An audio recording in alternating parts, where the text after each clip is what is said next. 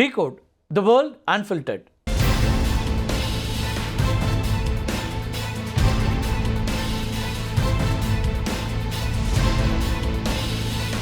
Chabahar துறைமுகத்தை இயக்குபவர்களுக்கும் ஈரானை போலவே தடைகள் விதிக்கப்படும் அப்படின்னு சொல்லப்பட்டிருக்கு.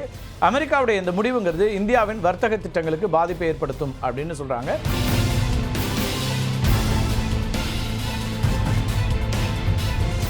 டொனால்ட் ட்ரம்ப்பை நம்பக்கூடாது அப்படிங்கிறதுக்கு இன்னொரு ஸ்டேட்மெண்ட் சமீபத்தில் வந்திருக்கு, இன்னொரு நிகழ்வு சமீபத்தில் நடந்திருக்கு. அதை பற்றி தான் டீகோட் பண்ண இருக்கிறோம். பிரிட்டனுக்கு போயிட்டு பிரதமர் மோடி எனக்கு நல்ல நண்பர், இந்தியா அமெரிக்காவுடைய நட்பு நாடு அப்படின்லாம் சொன்னார் இல்லையா ட்ரம்ப்பு. அடுத்த நொடியே இந்தியா முதுகில் குத்தி இருக்குது அமெரிக்கா. என்ன நடந்திருக்கு அப்படிங்கிறத தான் பார்க்க இருக்கிறோம். 2 நாள் பயணமாக பிரிட்டன் போன அமெரிக்க அதிபர் டொனால்ட் ட்ரம்ப் அந்த நாட்டு பிரதமர் கீர் ஸ்டார்மரோடு சேர்ந்து செய்தியாளர்களை சந்திக்கிறார். அப்போ என்ன சொல்கிறாருன்னா, மோடிக்கும் தனக்கும் தனிப்பட்ட முறையில் நல்ல நட்பு இருக்கு அப்படிங்கிறத சொல்றாரு. I'll always be friends with Modi. He's great prime minister. He's great. I'll always be friends, but I just don't like what he's doing at this particular moment. But India and the United States have a special relationship. There's nothing to worry about. இப்படி சொன்னார் இல்லையா. Trump சொன்ன சில மணி நேரங்களிலேயே ஈரானுடைய Chabahar துறைமுகத்தில் India உள்ளிட்ட பிற நாடுகளுக்கான பொருளாதார தடை விலக்குகள் அப்படிங்கிறது வரும் 29ஆம் தேதி முதல் ரத்து செய்யப்படும் அப்படிங்கிற ஒரு அறிவிப்பையும் அமெரிக்கா தான் கொடுக்குது. இது தொடர்பான அமெரிக்காவுடைய அறிக்கையில் என்ன சொல்கிறாங்கன்னா, ஈரானை தனிமைப்படுத்துறதுக்காக இந்த முடிவு எடுக்கப்பட்டிருக்கிறது அப்படின்னு சொல்கிறாங்க. இந்த விலக்கு நடைமுறைக்கு வந்துச்சுன்னா அதுக்கு வந்த பிறகு சபாகர் துறைமுகத்தை இயக்குபவர்களுக்கும் ஈரானை போலவே தடைகள் விதிக்கப்படும் அப்படின்னு சொல்லப்பட்டிருக்கு.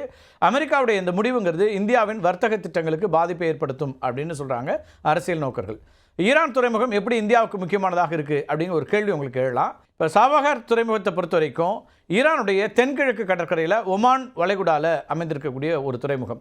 ஈரானுடைய சிஸ்டான் மற்றும் பலுசிஸ்தான் மாகாணத்தில் இருக்கக்கூடிய ஒன்று. இந்த துறைமுகம் இந்தியாவின் குஜராத்தில் இருக்கக்கூடிய காண்ட்லா துறைமுகத்திலிருந்து சுமார் 1019 கிலோமீட்டர் தொலைவில் இருக்கக்கூடிய ஒரு துறைமுகம். 2003ஆம் ஆண்டு இந்தியா, ஈரான் மற்றும் ஆப்கானிஸ்தான் நாடுகள் போக்குவரத்து வழித்தடங்களை மேம்படுத்துவது குறித்த ஒப்பந்தம் ஒன்று செஞ்சுக்கிறாங்க.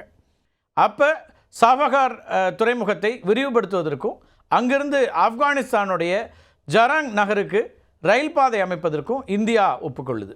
2016ஆம் ஆண்டு பிரதமர் மோடி ஈரானுக்கு சென்றபோது சபாகர் துறைமுகத்தை போக்குவரத்து மையமாக பயன்படுத்தணும், அதனுடைய வளர்ச்சிக்கு இந்தியா சார்பில் 4500 கோடி ரூபாய் செலவிடவும் ஒப்புக்கொள்ளப்பட்ட ஒன்று. இதெல்லாம் கடந்த காலம் நடந்திருக்கு. இதனைத் தொடர்ந்து 2017ஆம் ஆண்டில் ஷாஹித் பெஹெஷ்டி துறைமுகம் திறக்கப்படுது. அதுக்கு பிறகு ஈரானில் இருக்கக்கூடிய இந்தியா போர்ட்ஸ் குளோபல் லிமிடெட் அப்படிங்கிற ஒரு துணை நிறுவனத்தின் மூலமாக சபாகர் துறைமுகத்தினுடைய கட்டுப்பாட்டை இந்தியா எடுத்துக்கொண்டது. கடந்த ஆண்டு இந்தியா மற்றும் ஈரான் இடையே இந்த துறைமுகத்தினுடைய கட்டுப்பாடு தொடர்பாக 10 ஆண்டு கால ஒப்பந்தமும் கையெழுத்தாயிருக்கு. இது ஆண்டுதோறும் இந்த ஒப்பந்தத்தை புதுப்பிக்க வேண்டிய தேவையை நீக்கக்கூடியதாக மாறியது. அப்போ சபாகர் துறைமுகத்தினுடைய மீதான இந்தியாவுடைய நீண்டகால கட்டுப்பாட்டையும் உறுதிப்படுத்தக்கூடியதாக அது மாறுச்சு. இப்போ இந்த துறைமுகம் பாகிஸ்தானை முற்றிலும் தவிர்த்து நேரடியாக ஆப்கானிஸ்தான் மற்றும் மத்திய ஆசிய நாடுகளோட வர்த்தகம் செய்யறதுக்கு இந்தியாவுக்கு ஒரு வழி அமைத்து கொடுக்கக்கூடியதாக மாறுச்சு. ஈரான், ஆப்கானிஸ்தான், மத்திய கிழக்கு நாடுகளோட வர்த்தகம் செய்வதற்கு பாகிஸ்தான் வழியாக செல்ல வேண்டியிருந்த ஒரு நிலை இருந்துச்சு. ஆனால் பாகிஸ்தான் தன்னுடைய எல்லையை இந்திய சரக்குகளுக்கு பயன்படுத்த அனுமதிப்பதில்லை அப்படிங்கிற ஒரு முக்கியமான ஒரு சிக்கல் இருக்குது. அதனால தான் நாம் என்ன பண்ணுறோம், இந்த சபாகர் துறைமுகம் இந்த பிரச்சனைக்கு ஒரு நிரந்தர தீர்வை கொடுக்குங்கிறதுனால இந்த முடிவை எட்டி இந்தியா நகர்ந்துச்சு. இந்த துறைமுகம் ஆப்கானிஸ்தானுக்கு மனிதாபிமான உதவிகளை வழங்குவதில் ஒரு முக்கிய பங்கு வகிக்கக்கூடியதாக மாறுகிறது. இந்திய அரசு கோதுமை மற்றும் பருப்பு வகைகளை பல முறை இந்த துறைமுகம் வழியாக ஆப்கானிஸ்தானுக்கு அனுப்பியிருக்கு. இப்போ ஆப்கானிஸ்தானிலிருந்து தாதுக்கள் மற்றும் உலர் பழங்கள் போன்ற பொருட்களை இந்தியாவுக்கு இறக்குமதி செய்யவும் இந்த பாதை தான் பயன்படுது. அது மட்டும் இல்லாமல் இந்த துறைமுகம்ங்கிறது இந்தியா, ஈரான், ரஷ்யா இந்த நாடுகளை இணைக்கக்கூடிய ஒரு முக்கிய பகுதியாகவும் இருக்குது அப்படிங்கிறத பார்க்க வேண்டியிருக்கு. இந்தியாவிலிருந்து மத்திய ஆசியா, ரஷ்யா, அது மட்டும் இல்லாமல் ஐரோப்பாவுக்கு செல்லக்கூடிய சரக்குகளுடைய போக்குவரத்து செலவு இருக்கு இல்லையா, அது செலவு மட்டும் இல்லை, நேரத்தையும் கணிசமாக குறைக்கக்கூடியதாக இந்த துறைமுகம் நமக்கு கிடைச்ச ஒரு முக்கியமான ஒரு அம்சம். இப்போ சுயஸ் கால்வாய் வழியாக செல்லக்கூடிய வழக்கமான வழியை காட்டிலும் இது 30% குறைவானது. அதேபோல் 40% குறைந்த நேரம் எடுக்கக்கூடியது. ஈரானை பரம எதிரியாக கருதக்கூடிய அமெரிக்கா அந்த நாட்டுக்கு 46 ஆண்டுகளாக தொடர்ந்து பொருளாதார தடைகளை விதித்து வருது.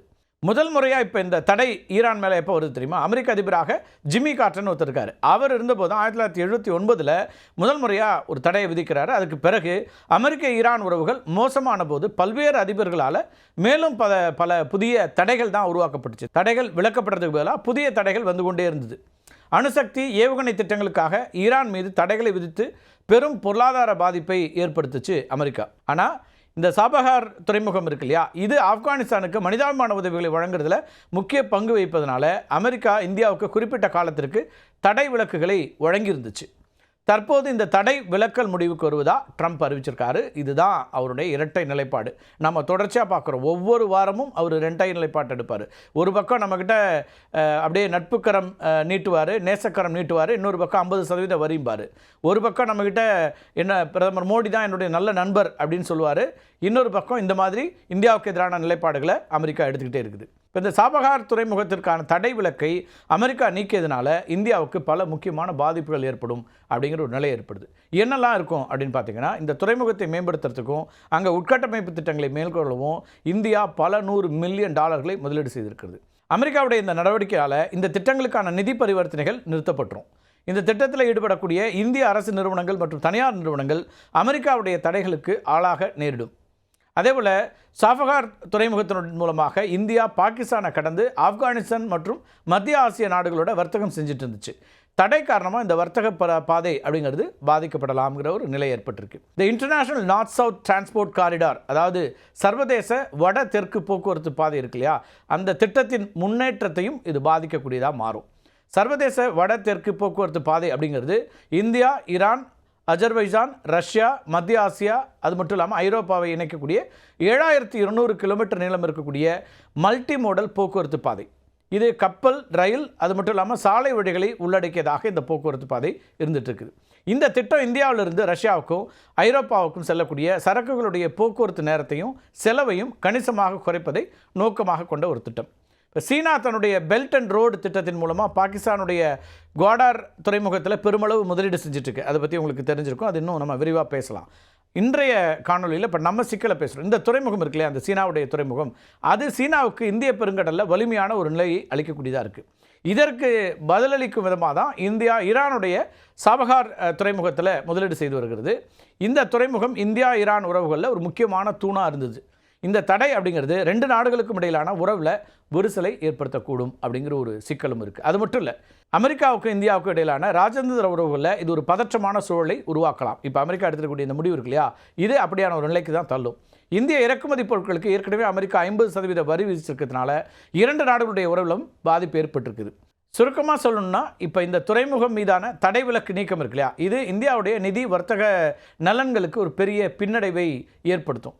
அமெரிக்காவுடைய இந்த அறிவிப்புங்கிறது இந்த திட்டத்தை முழுமையாக நிறுத்திவிடாவிட்டாலும் கூட அதனுடைய வேகத்தை குறைத்து இந்தியாவுக்கு பல புதிய சவால்களை ஏற்படுத்தும் அப்படிங்கிறது தான் இப்போ இதில் கவனிக்க வேண்டிய ஒன்று.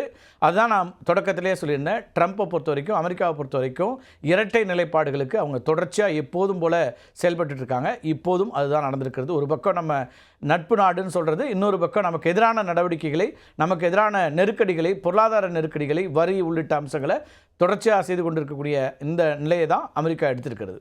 அமெரிக்காவுடைய இந்த நெருக்கடிகளை எல்லாம் நாம் கவனிச்சிட்ருக்கிறோம். நம்முடைய வெளியுறவுத்துறை மூலமாகவும் வெவ்வேறு வியூகங்களை வைத்து கொண்டிருக்கிறோம். அப்படி சமீபத்தில் ஷாங்காய் உச்சி மாநாட்டில் நடந்த சீன பிரீமியர், அதேபோல் ரஷ்ய அதிபர், இந்திய பிரதமர், இந்த மூவருடைய இந்த சந்திப்பு இருக்கு இல்லையா, அது அமெரிக்காவை ரொம்ப நெருக்கடிக்கு உள்ளாக்குச்சு, எரிச்சலுக்கு உள்ளாக்குச்சு. அதுக்கு பிறகு கொஞ்சம் இறங்கி வந்தார் ட்ரம்ப்பு. நம்ம பிரதமர் மோடிக்கு வாழ்த்து சொல்லி நாம் எல்லாம் உடனடியாக ஒரு இந்த வரி சீர்திருத்தத்துக்குள்ளே வந்துடலாம், 50% வரியை குறைச்சிடலாம், 2 நாடுகளுக்கும் இடையிலான இந்த பேச்சுவார்த்தை அடுத்த கட்டத்தை நோக்கி நகரும் அப்படின்லாம் சொல்லிட்டு இருந்தார். அதுக்கிடையில் தான் இப்படி ஒரு முட்டுக்கட்டையை, இப்படி ஒரு சிக்கலை இந்தியாவுக்கு எதிராக உருவாக்குறாங்க. ஆனால் இது ஈரானுக்கு எதிரான நடவடிக்கை அப்படின்னு அமெரிக்கா சொல்லிக்குது. ஆனால் நமக்கும் இதில் இருக்கிற சிக்கல் அப்படிங்கிறது தான் கவனிக்க வேண்டிய ஒரு அம்சமாக இருக்குது. மீண்டும் ஒரு காணொலியை சந்திக்கலாம் நண்பர்களே. நன்றி, வணக்கம்.